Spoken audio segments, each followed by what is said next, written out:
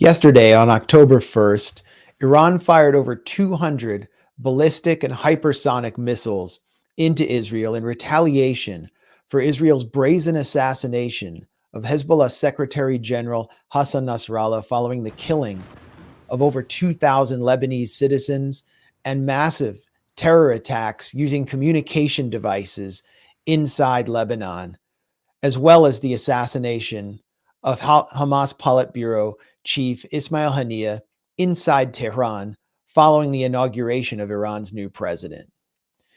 Iran's retaliation appeared to penetrate the Iron Dome and targeted military facilities, including a key Israeli Air Force base in the Negev desert and Israel's Mossad headquarters. Israel's leadership has vowed another assault on Iran, including attacks on Iranian oil rigs and more assassinations. To better understand the situation from inside Iran, I turned to Dr. Foad Izadi, who is a PhD in American Studies and a professor at the University of Tehran. So, Dr. Foad Izadi, what are your thoughts on Iran's latest retaliation, which was conducted after the assassination of Hezbollah Secretary General Hassan Nasrallah, as well as the assassination of several Palestinian resistance leaders and Iranian officials? And how is the public in Iran receiving this? This started in July with the assassination of Mr. Ismail Haniyeh, who was in Tehran for the inauguration of Iran's new president. He was an official guest of the Iranian government, and he was assassinated while he was in his room resting. This was quite embarrassing for Iran, and there were a lot of calls at that time for Iran to respond. We have this Article 51 under the UN Charter. If a country is attacked, then that country can respond to that attack.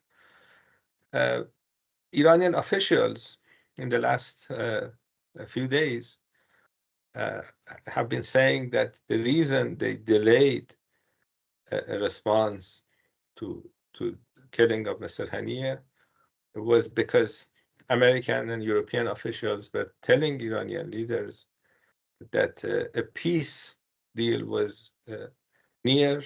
They were working on a ceasefire agreement, and they asked Iranian leaders not to do anything.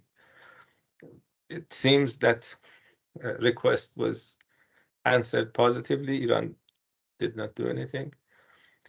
And then you had the attack in Lebanon. I think we have more than 2,000 people killed in the last few days in Lebanon. 1 million people have been displaced because of Israeli attacks. Then you had the assassination of Hassan Nasrallah, the head of Hezbollah, general secretary, and an Iranian general. And you had Israelis wanting to go and invade Lebanese territory. Adding to all these factors, you had a huge public opinion pressure on the Iranian government to do something. So last night, I think the decision was made to respond to the list I just mentioned. And, I had to do a couple of interviews last night as I was going to the TV stations.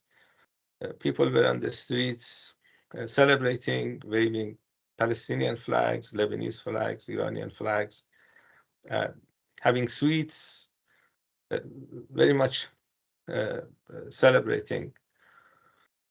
And of course, people worry about the fact that Mr. Netanyahu has proven that he's capable of overseeing a genocide, and they have nuclear weapons. So these are some of the things that people are thinking about as we speak. So I want to unpack that, but first, when you say people are thinking about Netanyahu having nuclear weapons, Israel has vowed a very harsh response. They're talking about, of course, assassinations, attacks on Iranian infrastructure, oil rigs, and so on. Are Iranians prepared for not just the military, but our average Iranians prepared for Israel to start doing to Iranian cities what it has been doing in Beirut, for example? The answer is no. I was on a television station, a Turkish station, TRT, last night, and the anchor asked me, are people going into bunkers? Um, I said, people are out celebrating. They're not going to the bunkers. So the answer is no. Of course, Iran experienced 8 years of war in the 1980s. The Saddam's government, with the help of the United States and European countries, and the money of a number of Arab states, that decided to attack Iran. So there is this culture of resistance in Iran. Of course, the younger people did not see that war, but their parents did. And I don't think you have been to Tehran. If you come here, the streets in Tehran and other cities are named after the soldiers that were killed in Iran-Iraq war. So although this is about 30 years ago, this culture of resistance against foreign power that is attacking the country is part of the Iranian psyche. And in Shia Islam, the issue of martyrdom is very much highlighted. And the majority of people in Iran are Shia Muslims. So the culture on these issues is somewhat different. The hope that I think Iranian government leaders have is that the Israelis, Netanyahu especially, realizes that Iran has a lot of ballistic missiles. The Iron Dome last night was more like a glass dome. It really didn't work. So the hope, I think, that Iranian leaders have is for Netanyahu not to do the things you just mentioned, because that would start a war. Iranian leaders have said that they're done, and they don't want to do this again tonight. And they hope that the other side realizes that continuing this war, continuing the genocide, continuing their attacks in Lebanon is not a good idea. We had a UN resolution a few months ago asking Israel to have a ceasefire. Even the United States voted for that. So if Netanyahu had accepted that resolution, then we would not be talking about this issue tonight. And what Iran has vowed that if Israel does respond, it will escalate and it will attack the oil facilities off the UAE and Saudi Arabia, and the world economy will suffer a massive blow. What does Iran's military have the capacity to do I think many observers were surprised to see Iran's hypersonic missiles in action, and that they demonstrated the ability to penetrate the Iron Dome. But what are, to your knowledge, Iran's military capabilities, and can it actually confront Israel and all of its NATO patrons? You know, I don't think, at least at this stage, Iran will attack Saudi Arabia or UAE. I think if Israelis attack Iran, Iran will repeat what happened last night with a larger scale. I think Iran has used about 10 or 15% of its capabilities. Not the stockpile. The stockpile is quite huge, but the ability that was used was, I think, about 10 or 15%. And I think you have seen that Iranian leaders have said that if Israelis attack infrastructure in Iran, they would attack Israeli infrastructure. Last night, the targets were military bases, the Mossad headquarters. There was a concentration of tanks near Gaza, and that was attacked, the tanks that were engaging in genocide. There were some military bases at the Lebanese border that was attacked. So Iran focused on military bases. I've been doing some interviews today, and people have been asking me, we haven't seen any damage in Tel Aviv. And my reply was, Iran does not consider Netanyahu to be an example. Iran was not interested in attacking women and children in Tel Aviv. That's why there are no casualties in the city. The targets were at military bases, and Israelis don't allow cameras at military bases or Mossad headquarters. Right. But right. I think the pictures are quite telling. We see dozens of ballistic missiles landing, and these are huge missiles. They cause damage. So the hope that I think Iranian leaders had was that Israelis realize this capacity and would stop and not do anything more.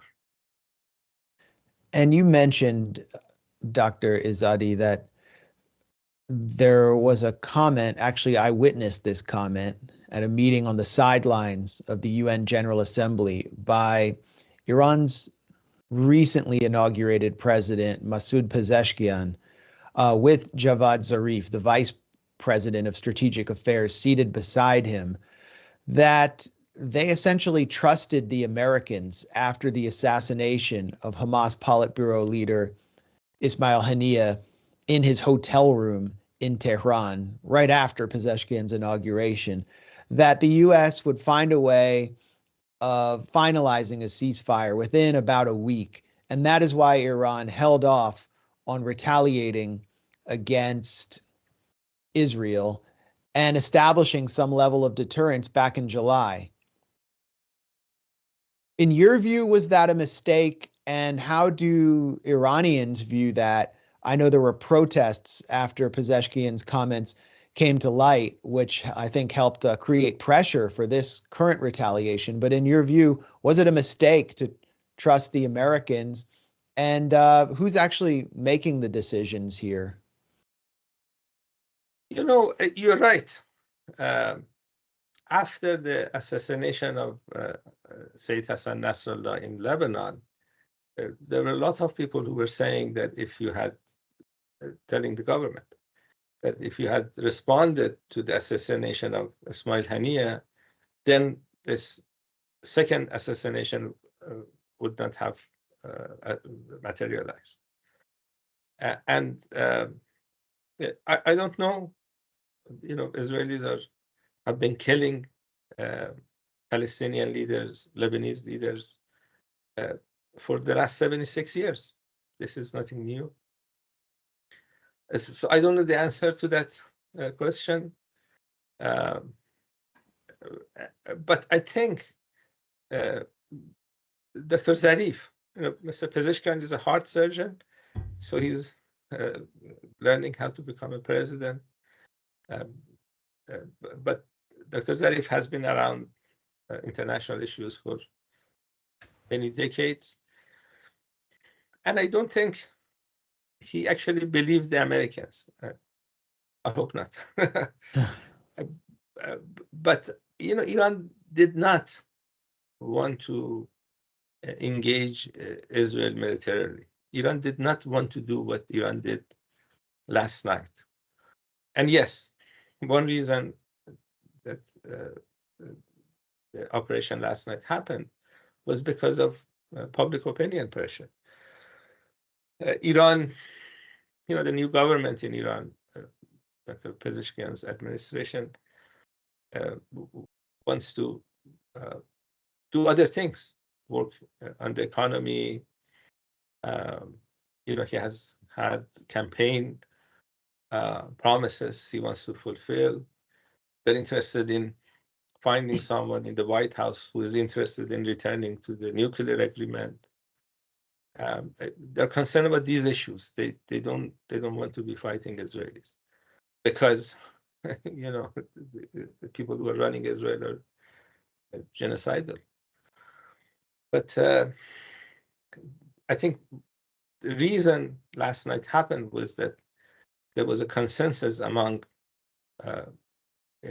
Iranian leaders that if they don't do anything, the Israelis will be emboldened and they may attack Iran again at a larger scale.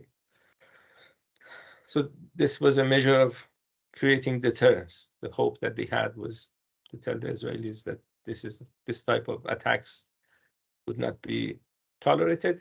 In Iran, we have this National Security Council, 10 members, 5 come from the executive branch, including the president, the foreign minister, people who deal with these issues.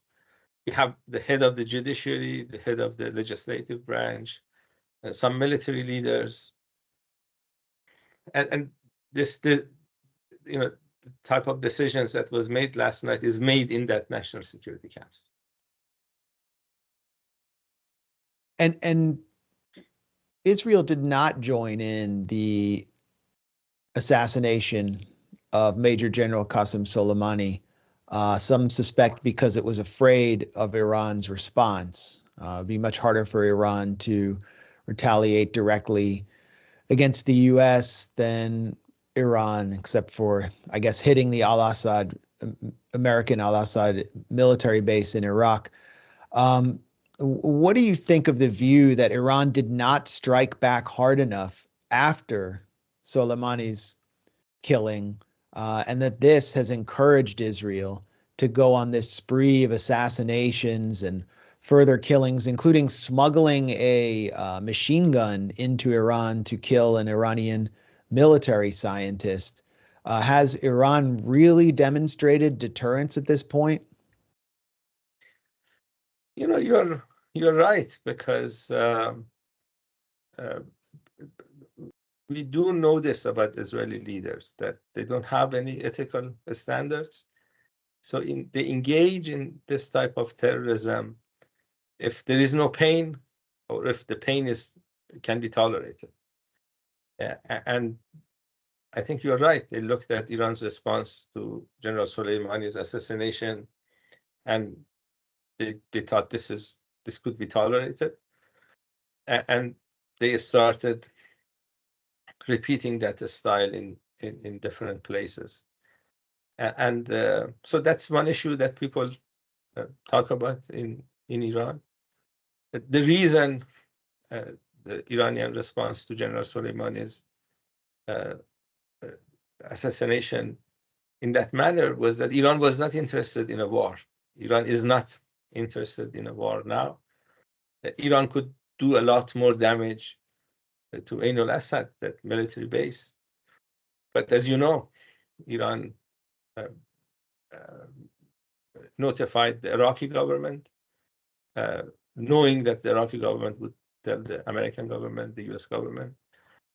And, Iran has this, the missiles can hit their targets quite accurately. And Iran made sure that the sleeping areas, where people are concentrated, they made sure that those buildings were not hit, because they did not want to create serious casualties.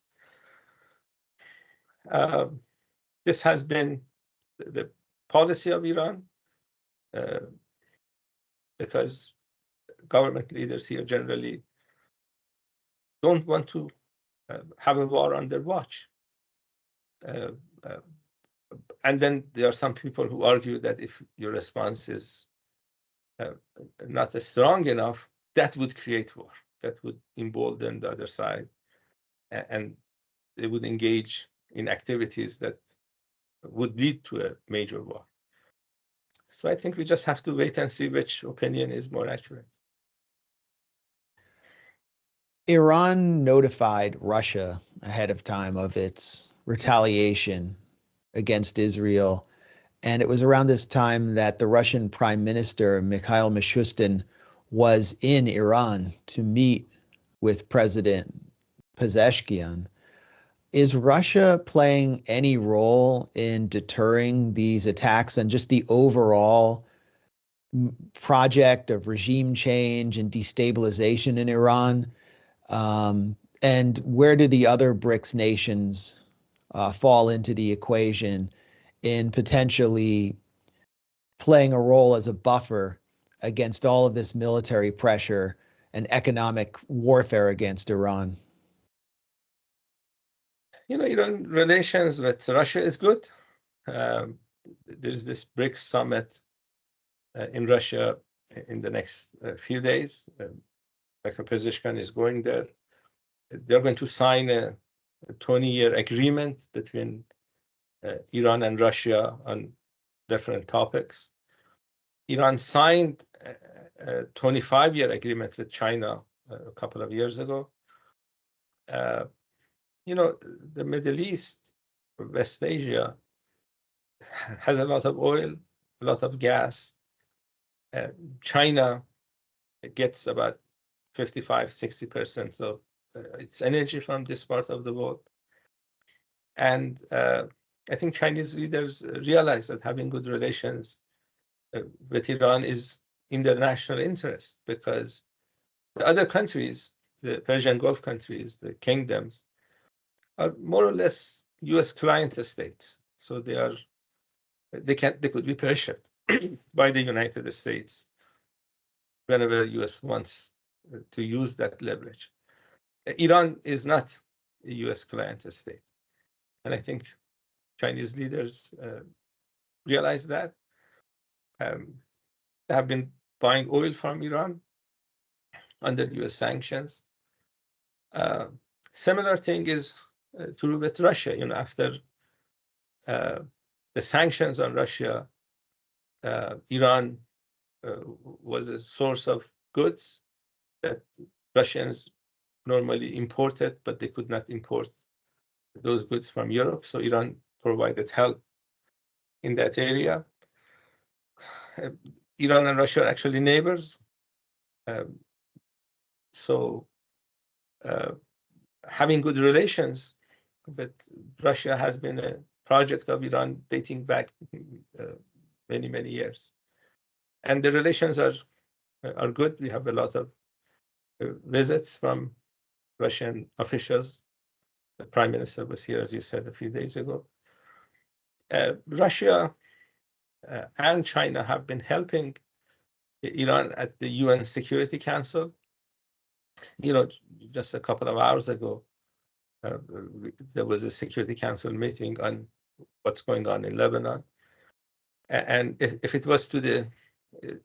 the US could do this, they would have a UN resolution against Iran every other day. And the reason they don't have that is because they realize that Russia and China are going to veto. Right. So the relations are good. They're improving. It's beneficial for both sides. And we are moving towards a new world order. We're moving towards a multipolar order. BRICS is going to uh, play an important role uh, in the world's future. Iran became a BRICS member last year, and I think that is going to help Iran resist sanctions that are coming from the United States. Israel suffered some serious losses today during its initial invasion of southern Lebanon, kind of confirming one of its major weaknesses. But leading up to that, there were some high-profile tactical successes for the Israeli military. There was the pager terror attack, which left thousands maimed. And I, along with many others, was sort of mystified that Hezbollah's Secretary General, Hassan Nasrallah, would gather with other high-level commanders, including a leader of Iran's Quds force, in a known base or known bunker where they were then assassinated. So I think there are a lot of questions, and I wonder what your view is on this and what Iranian media has been saying. Uh, did Hezbollah seriously miscalculate and believe that Israel would abide by the laws of war? And in the wake of the killing of Qasem Soleimani, Nasrallah clearly took on a more meaningful role as an advisor to Iran, a kind of military and strategic advisor. And did he become too conservative in deterring Israel? What are your thoughts?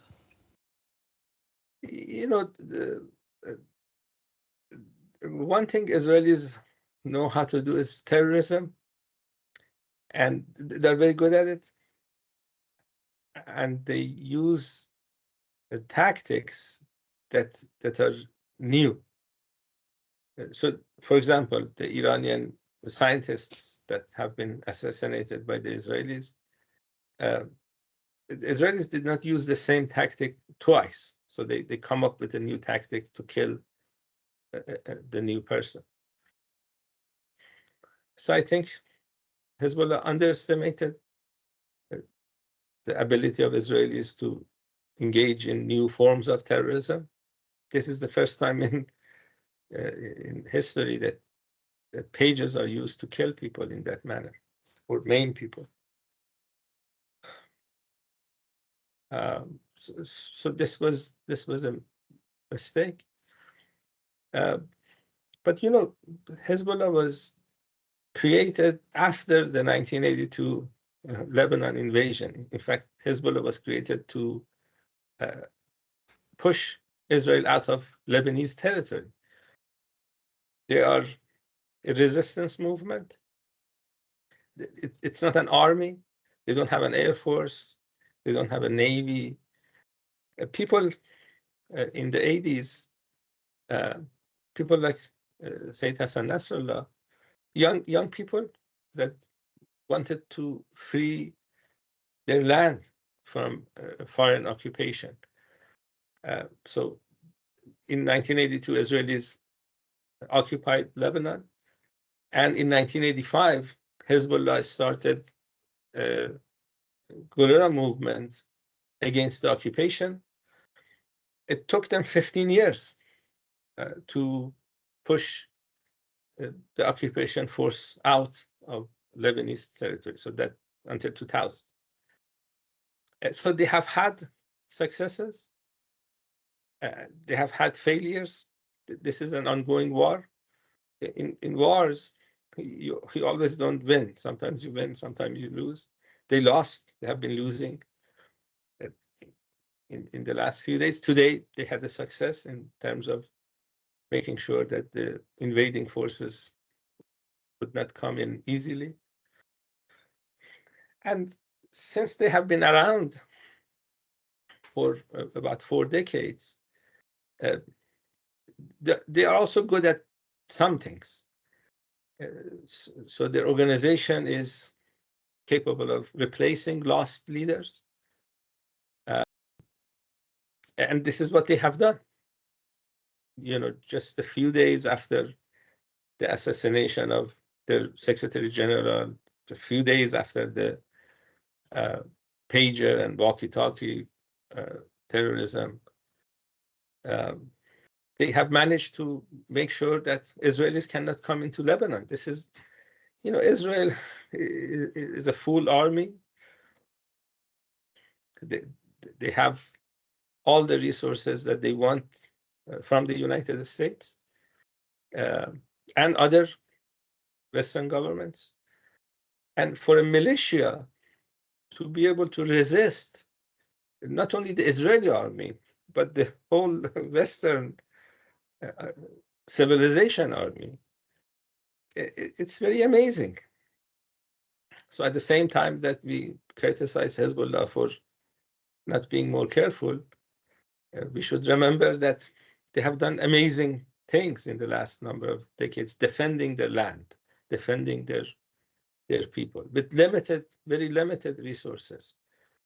It's easy to run an army when you have a blank check from Joe Biden.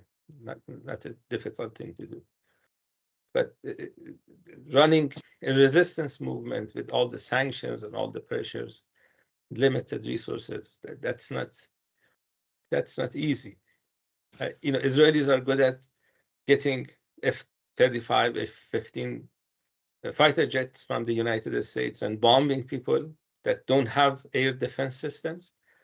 But when they're actually on the ground, uh, then they don't do so well. So overall, I think, Sayyid Hassan Nasrallah became Hezbollah's Secretary General uh, after the previous Secretary General was assassinated by the Israelis. And he did a good job during his tenure. I think that culture of resistance that is present in Lebanon as well uh, uh, would lead this organization to continue functioning. More than 1 million people have been displaced in the last 2 weeks in Lebanon. And there are tens of thousands of young people, young men, that have been uprooted. Their houses have been bombed. They don't have their previous jobs. They had to uh, leave their cities and towns. And they could be recruited by Hezbollah. They were not members of Hezbollah. So what the Israelis have done, it's a success to be able to kill Sayyid Hassan Nasrallah. But they are engaging in activities that would produce people like him in a much larger scale. And that's not a good idea. So I think, given the fact that we shouldn't have an apartheid state in 21st century, sooner or later, we should be moving towards a one-state solution in Palestine. And if we manage to do that, then you're familiar with the concept. People get a vote, equal vote, the same way people in South Africa had it. And if Palestinians can vote, then you would not have Netanyahu as the prime minister. We have data showing that the majority of people who live in historic Palestine are actually Palestinians.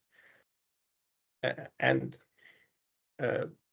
you may say that Israelis will not accept that, but same thing was true with South African apartheid leaders.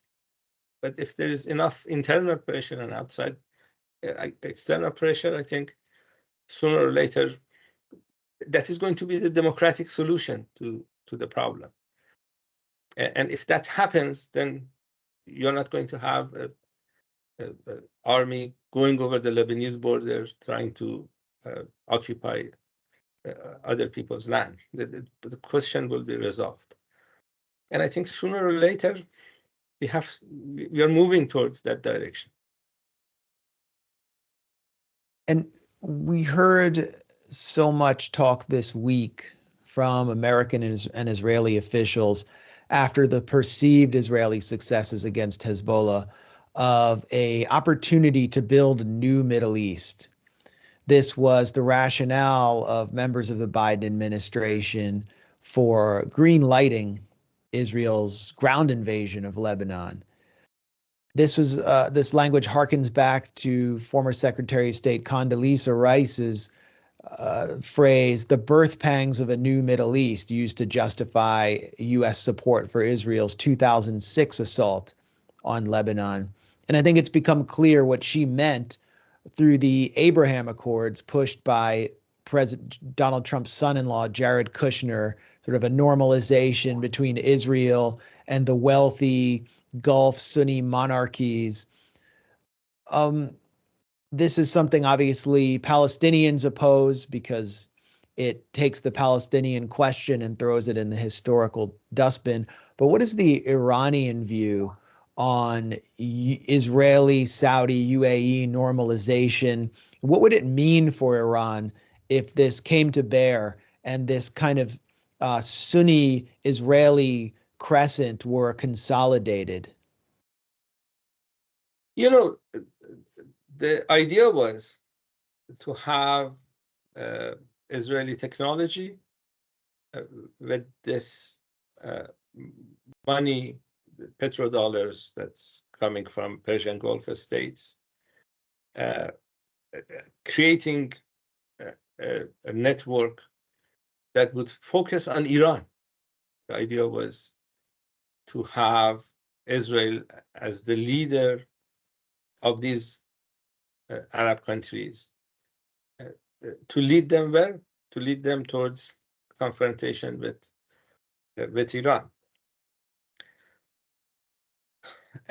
And uh, it's unfortunate that uh, these client states in this part of the world, instead of using their wealth to improve the well-being of their own people or helping the Palestinian cause, uh, they were on their way to accept that setup.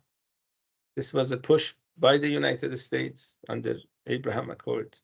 During the Biden administration, um, the idea was continued until October 7th happened. It's more difficult now for Saudi Arabia to normalize relations with Israel, given the genocide of the last year.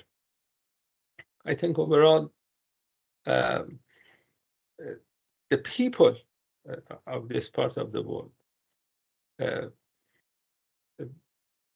can tolerate a genocidal regime next to dictators leading this region towards a continuous confrontation with Iran. Um, you know, Palestinians are Sunnis, and the fact that Iran has been championing the Palestinian cause uh, with a lot of uh, pressure on Iran. You know, Americans for decades have told Iranian leaders that if you forget about the Palestinian cause, all the sanctions would go away. Sanctions on Iran comes from U.S. Congress. U.S. Congress is fully influenced by the Israeli lobby. And if there is no problem between Iran and Israel, then Israeli lobby would not engage in this type of anti-Iran activities.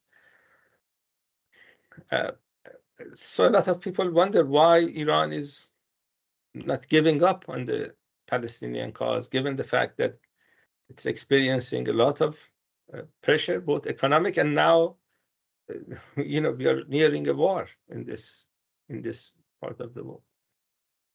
Uh, and the answer, I think, is that Iranians realize that you cannot live peacefully in a neighborhood with Israel because of the nature of the state, because of the terrorism that has been going on for 76 years. Because if Israelis can manage to occupy Palestinian lands,